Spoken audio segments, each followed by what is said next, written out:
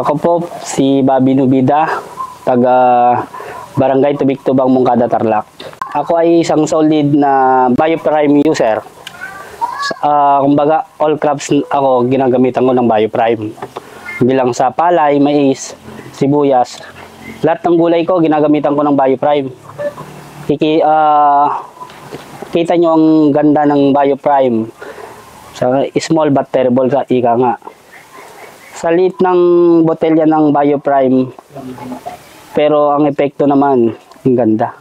Nasa 7 pa lang ng sibuyas, yun ang ginagamit kong pangpaugat. Kaya hindi nagkasakit yung sibuyas ko mula nung bata at saka anihin. At mas mabibigat yung ano niya, ma'am, yung bunga, yung pinaka-bulb niya. Sa mais naman po, mas mabilis ang recovery niya sa pau. At yung corn cobs, yung mga butil niya, mas mabibigat, mas mapipintog.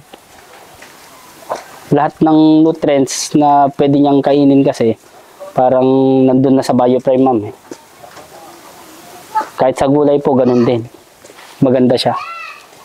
Kasi lahat ng aking mga membro ay Bioprime user na. Ano pa nga bang hinihintay nyo? Magpapahuli pa ba kayo?